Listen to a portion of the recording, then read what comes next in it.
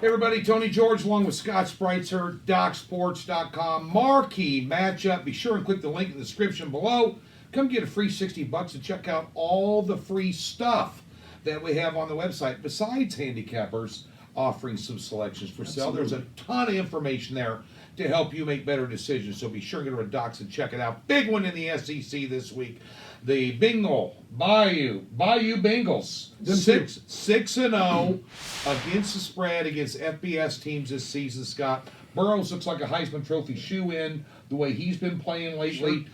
And they got the 10th ranked rush defense in the country. Mm-hmm. They've taken on an extremely tough schedule, including beating up Texas in the non-conference schedule this year. Nothing not to like about LSU right now, and Auburn in this one here, catching 10.5 points as we tape this, total 58.5, and I think that 10th ranked rush defense for LSU is going to give Auburn fits this weekend. Tell me if I'm wrong. I happen to agree. I mean, first of all, you saw that LSU offense, going back to your initial comment or your initial sentence. Yeah. LSU offense was tremendous against Texas.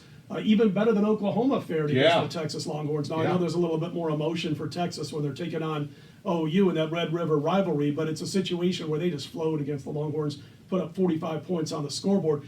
You mentioned the defense, the run defense. They allow about 2.9 yards per carry.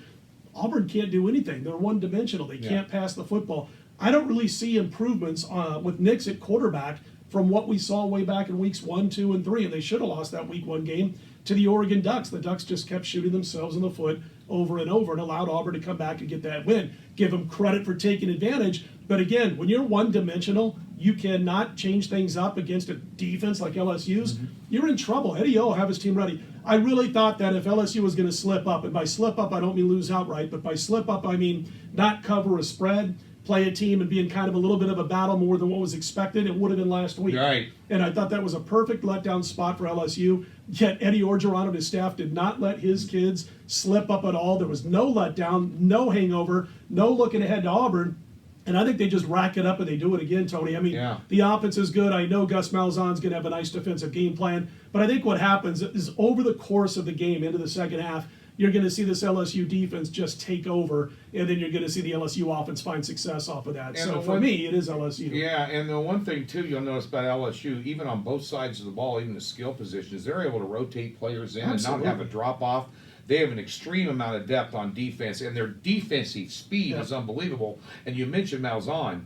Last 17 times he was an underdog in the SEC on the road. Yep. He's 6-11 against the spread. Yeah. I think they're in trouble here. This isn't Arkansas. You're not playing in Fayetteville this week. Yeah. This is going to be a really, really stiff test. And I think LSU, easily I could see them winning by 2 touchdowns here. I always talk about fan bases and what you better be careful what you ask for. Yeah. And I'll give you a couple examples and then I'll lead you into my point. You've got Tennessee and Phil Fulmer. Aren't you glad you kicked Phil Fulmer off the program? Right. Because they've been winning national titles 2 or 3 times every 5 years ever since, right? Right. Tennessee's outstanding without Phil Fulmer. Mm-hmm. You look at Scott Frost. You look at Nebraska, you look at Frank Solich. Mm-hmm. All he did was win 58 out of like 67, 68 games.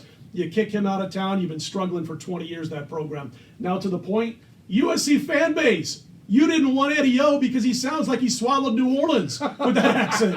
Bottom line is he's gone to LSU and he's made him a national title contender. And when he saw things were a little bit stagnant as far as the offense, what does he do? He goes out and he upgrades the offense, modernizes it. Yeah. This guy is one heck of a coach. I don't care what his accent sounds like sometimes. Yeah. I love Eddie O. You blew it, USC. LSU benefits from your screwed up mess that you got there, and I think they go in this game at home at Baton Rouge and knock off Auburn and do so by a spread margin. There's definitely nobody from Los Angeles going to be buying your selections this weekend. No, pissed off the entire Trojan fan base. That is true. Sometimes we got to think before we talk. I'm not real good at that, Tony. I don't know, whoever USC is playing this weekend, I'm finally taking them, get my package.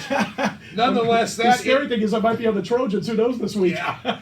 Nonetheless, that's a marquee matchup here out of the SEC this week. We got one for you in the NFL. Be sure and check it out right here on Doc Sports YouTube page. Best of luck this Saturday.